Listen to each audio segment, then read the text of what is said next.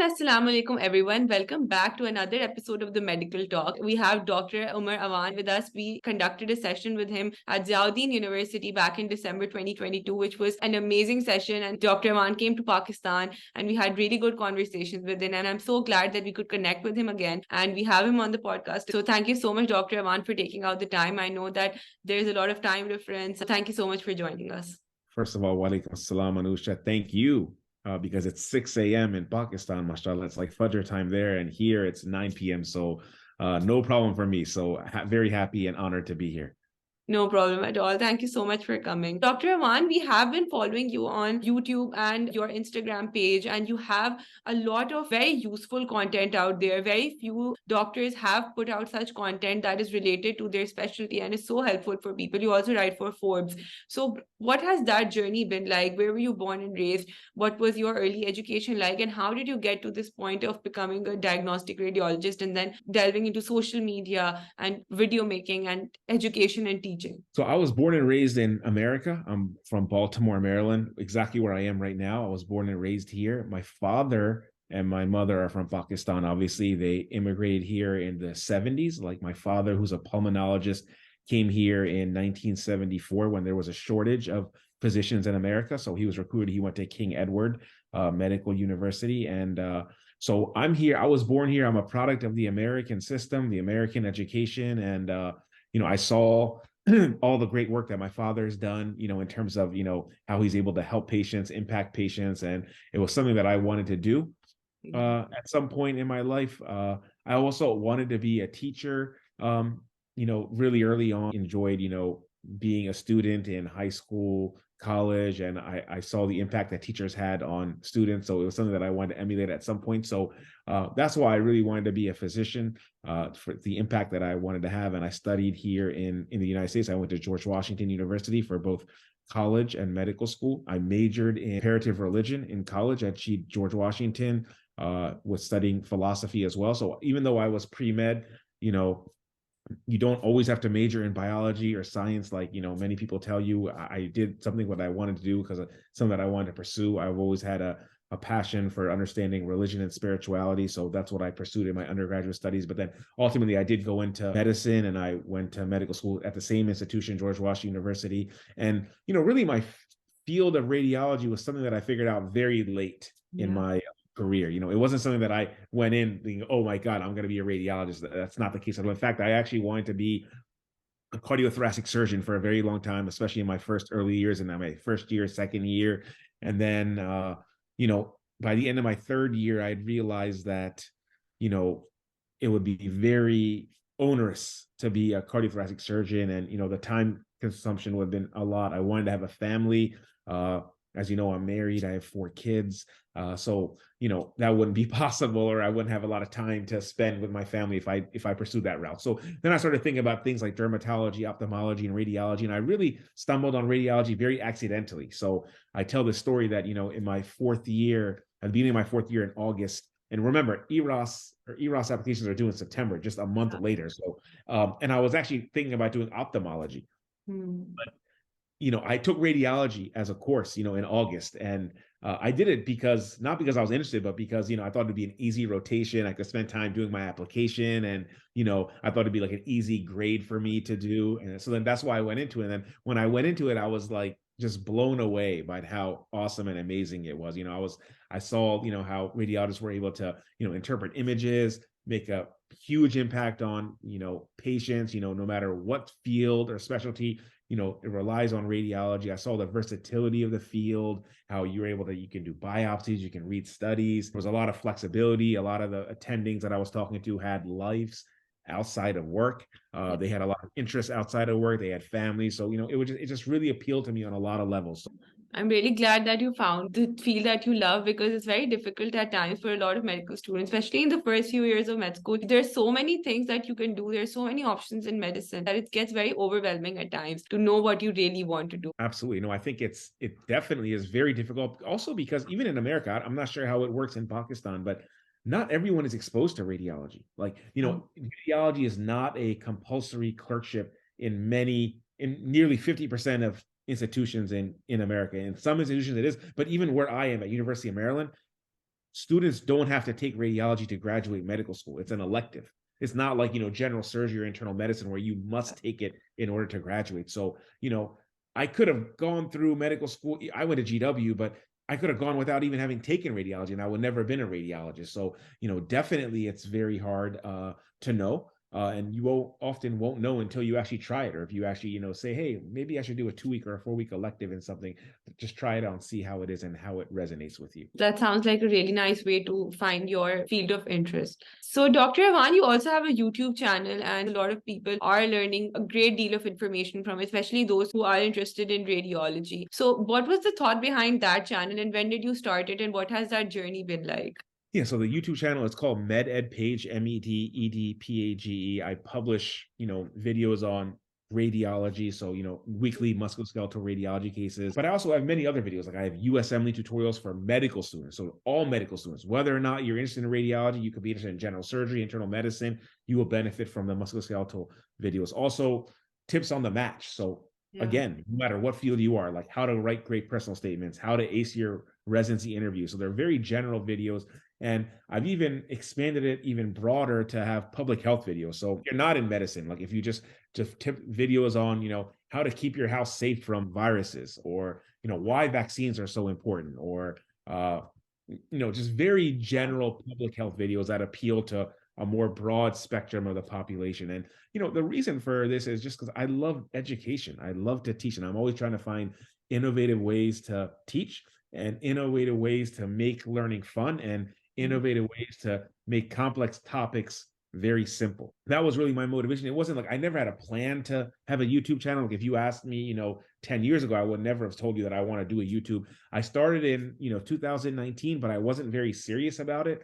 I've been serious, I think, now for about a year and a half, where I've been publishing pretty much weekly videos, sometimes 2 videos a week for about a year and a half. So I've really been, very consistent with that. And I think it's just a great opportunity to have an impact globally. Now there are people in Pakistan like yourself that know about this channel. That wouldn't have been the case, if I'm just teaching, at University of Maryland like that. So it's a great way to globalize education, to and to get your message across. And I think that YouTube is a great way to globalize anything you're doing, because so many people can watch it. People in Pakistan, people in other parts of the world.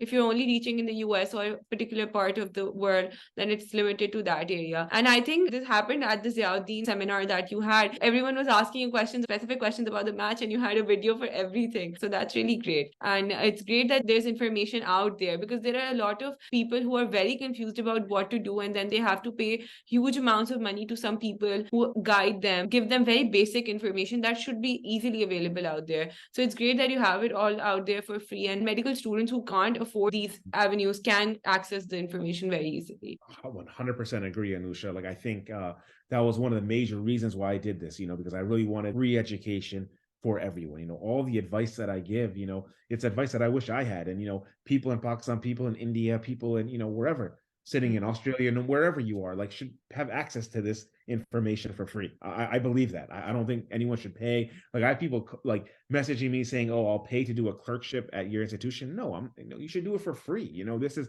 education is for free, right? And I really believe that. And this was one of the major reasons to decrease health disparities and increase health equity across the entire world, and to make this education freely available and accessible. If you have internet connection, you have the opportunity to benefit from this information, whether it's,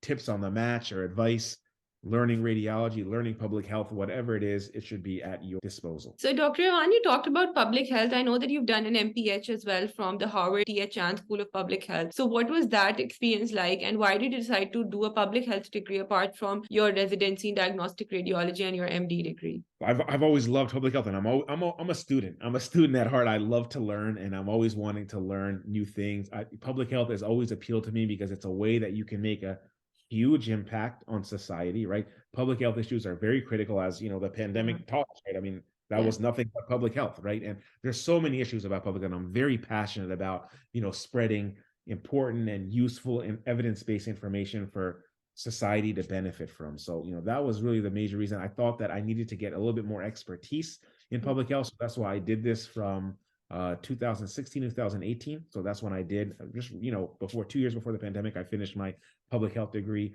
And I really wanted to shed light on important issues. And that's also why, coming back to you had mentioned that I write for Forbes, and I write for Forbes.com. I'm a public health contributor. And, that I've been very lucky and very benefiting from, the national platform that Forbes has given me, to spread knowledge. And it's, thousands and hundreds of thousands of people read Forbes, and I'm very thankful for this opportunity, and because it's an opportunity for me to showcase issues that matter in America and issues that matter globally, like things like the obesity epidemic, artificial intelligence, why the opioid epidemic will not go away for certain reasons. Breast cancer screening guidelines, are they enough? Are they important?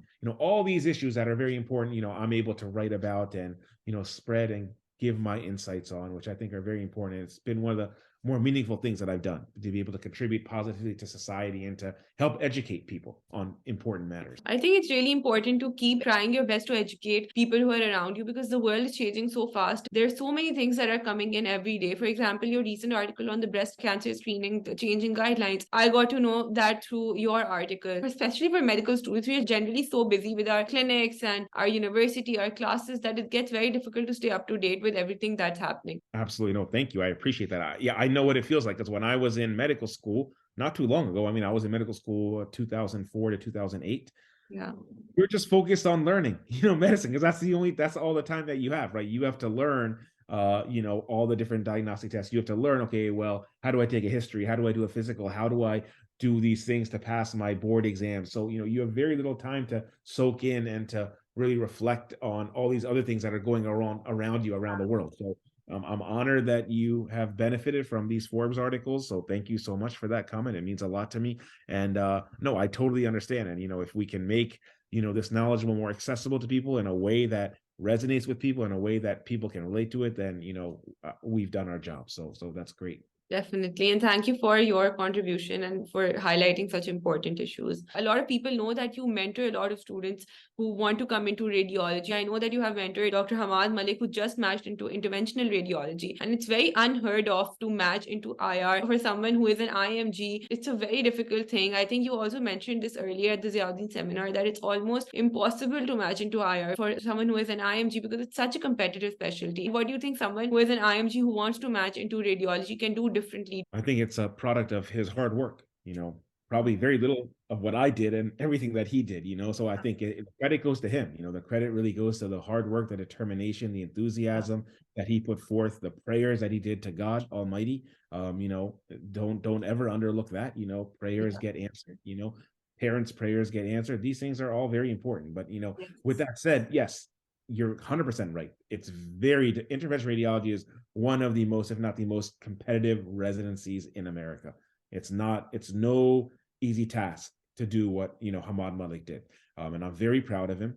Yes, I did mentor him, and I'm not sure how much it is a result of my mentorship, or I can assure you that it's more of the work that he did. But the bottom line is that mentorship is important. You cannot do it alone. You cannot do any good thing alone, right? No one does anything good or meaningful alone. It takes a village, and it really does depend on the people that you speak to, who can guide you and can show you the light in a way that will allow you to succeed. A mentor is like someone that is able to allow all the good seeds in your body to come out and flourish, right? It's all within you. It's all there. But sometimes you need a mentor to bring it out of you, right? And I think, maybe that's what I did for Hamad. I don't know. You can ask Hamad. But, I was very close to Hamad. We talked very regularly. He was texting me, very regularly. We worked on projects together. He's a dear student of mine. I absolutely love him. I think he is, and I'm very happy for him, because he deserves it.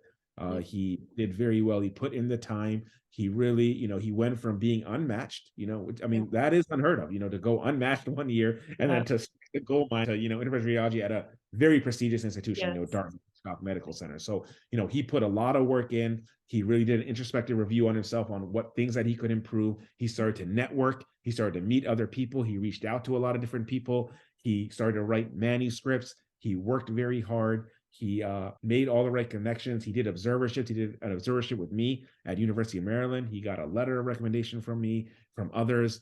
He really did. He checked all the boxes. He did all the things that he needed to do to eventually secure a position. Part of it is luck.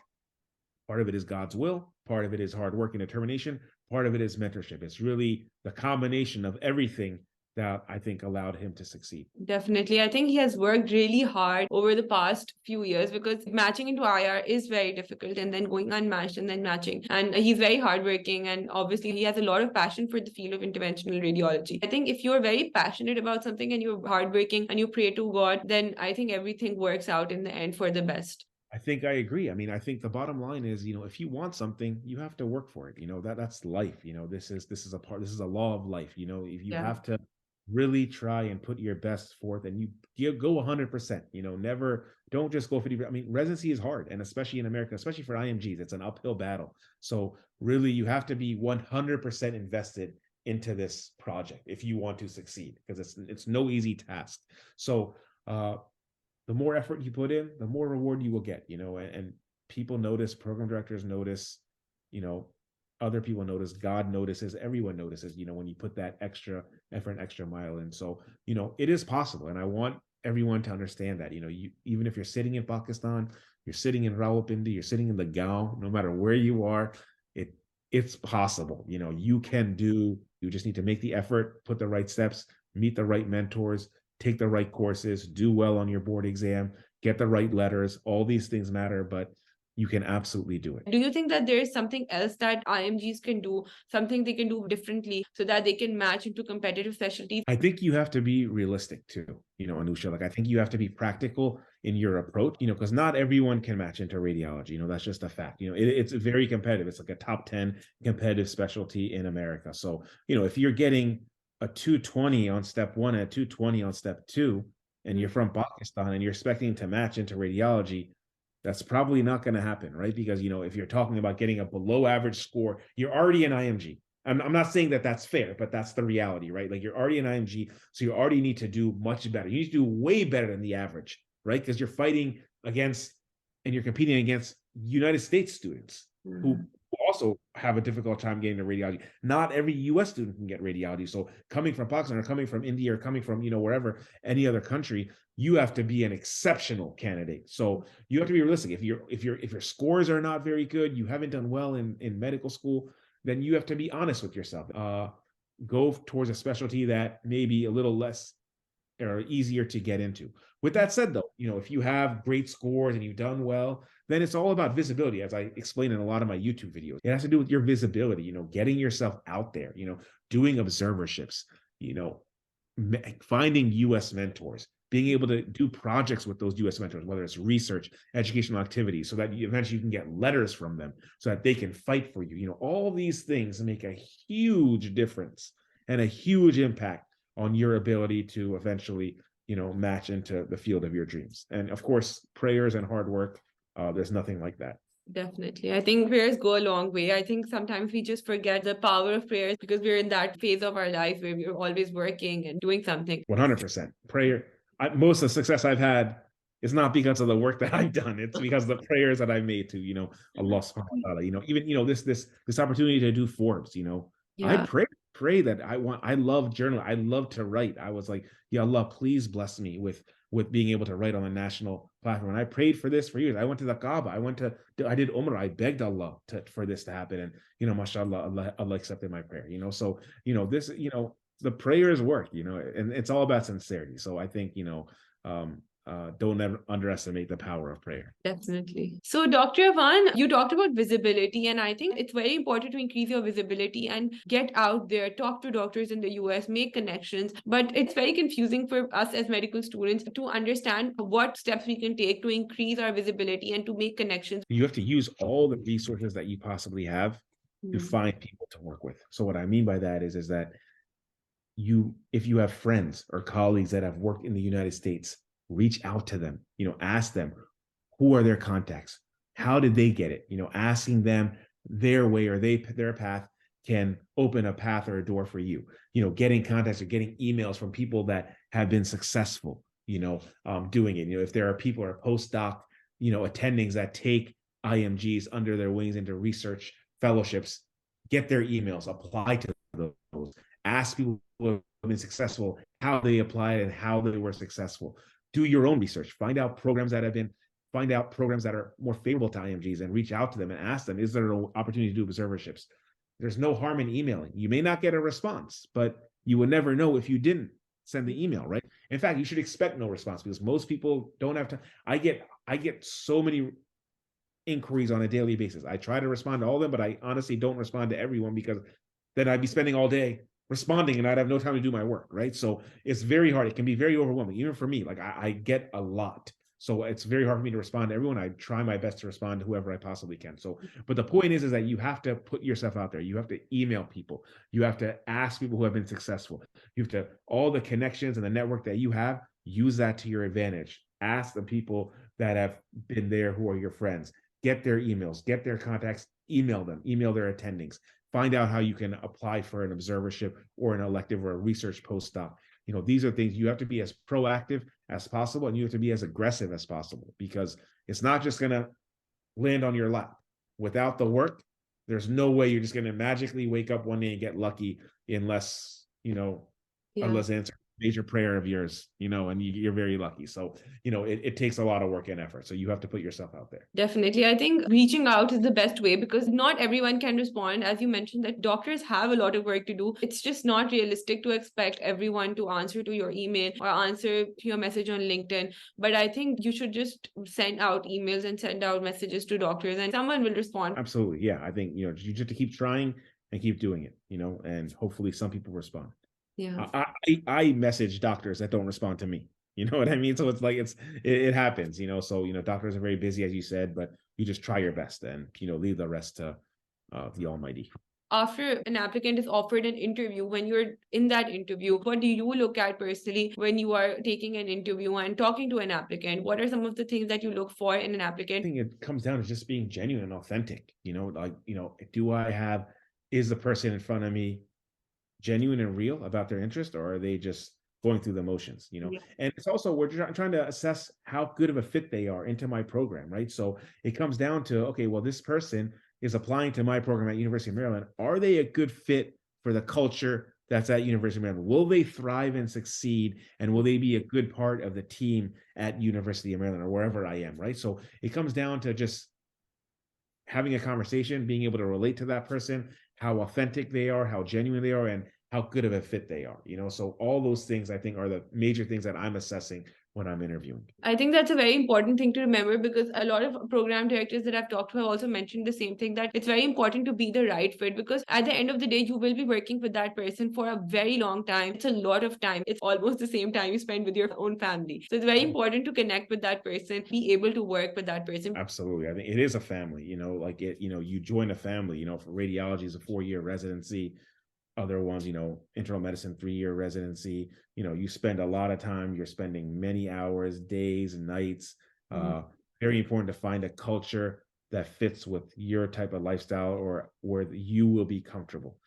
So just as important it is that we are trying to figure out if you're a good fit, you should also be trying to figure out if that program is a good fit for you. So it goes both ways. It's a two-way street. So very well said. You talked recently about artificial intelligence in your Forbes article. I really like that article personally, and I really agreed with what you said in that article, that how it can help healthcare workers. But whenever we are talking about artificial intelligence, the first specialty that comes up is radiology because it's very connected to it. And a lot of people have this question. Definitely, you can answer it better. Do you think that artificial intelligence will impact radiologists in the future? And will it impact the kind of practice that you have? I think it's very natural to talk about radiology and artificial intelligence because radiology is a very technological heavy specialty. So, and we've been using a lot of the AI software in radiology for some time, much more than some of these other specialties. So it's a very natural question.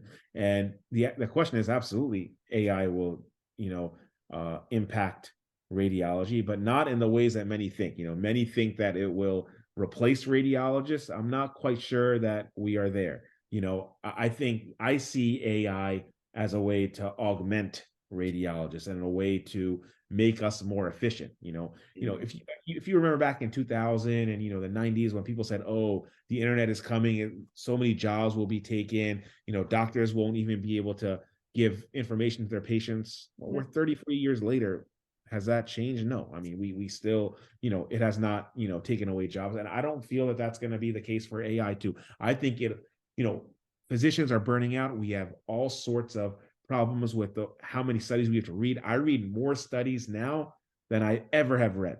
The amount of studies that one has to read is way more, and it just keeps going up exponentially. So AI is an opportunity for us to streamline this process, to make things more efficient, to use certain software so that I can detect a pneumothorax easily, or that I can detect this fracture or head bleed more easily, so that I can move on, go to the next case. So that's how I see AI. I see artificial intelligence helping us in our jobs to provide more better and efficient patient care so that I can do my job better. I have less burnout, and I can hopefully read more cases for patients in the hospital. I completely agree with what you said, because that's what I think as well. Because I don't think it can replace radiologists, because until it's there, people won't realize that I don't think it's possible to replace an entire human being. I hope it's not possible to replace an entire human being in the future. I think it will just make it easier so that you as a radiologist can focus on other things that are more important to your patient. Yeah, I agree, Anusha. And I think that, there's also a human element to medicine. Yeah. That's not related to machines.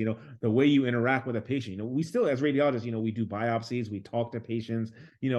That cannot be replaced by artificial intelligence. I mean, there's so much, and even the way we, like, when we look at images, we interpret them. We offer our expert opinion on a case. Like, oh well, it's most likely to be this because of this, and not this because of this, this, and this. Is AI really going to be able to do that? No, this comes from human experience and our expert ability to critically analyze, images. So, there's a human element that people often forget when they talk about artificial intelligence. Definitely. I think empathy cannot be replaced, and it's a very important factor in medicine. No, I couldn't have said any better. Absolutely agree. Do you have any advice for medical students who are watching this video and want to pursue residency in the US, or just generally for medical students from your experience? Anything that you would like to share with the audience? I mean, I would say just work hard. Make your time count. You have a limited amount of time, in the 4 years of medical school. Meet as many people as you possibly can, get involved in projects, whether it's research, education, meet mentors, hold on to them, don't let them go, and use your time wisely, because when you wake up tomorrow, yesterday is gone, right? And you have only a finite amount of time to polish your CV, to present the best version of yourself when you apply, in your 4th year. So time is of the essence, and do all you can to polish your CV and your record so that you can put your best foot forward when you're applying. I think that's great advice. Yeah, excellent. Yeah. I think that brings us to the end of our conversation. Thank you so much for coming to the podcast, Dr. Awan. It was an honor having you. And I have been following your YouTube channel, and I'm sure that a lot of people who are watching this video have been seeing you on YouTube. And if they're not, I'll link the channel over here, because it's very helpful. And the kind of effort you're putting in and the kind of information you're putting out there is it's very important and amazing, honestly, because I know that you must be very busy with your own work and your own family. So thank you so much for doing that for us. And thank you for taking out the time for this. I hope that we can have you again soon. Thank you so much, Anusha. I'm very proud of all the work that you've done with the Medical Talk, and the resources that you're putting out for Pakistan. So it's very inspirational. Please keep up all the great work you're doing, and I'm very honored to be here, and please keep me in your prayers. Thank you so much, Dr. Awan.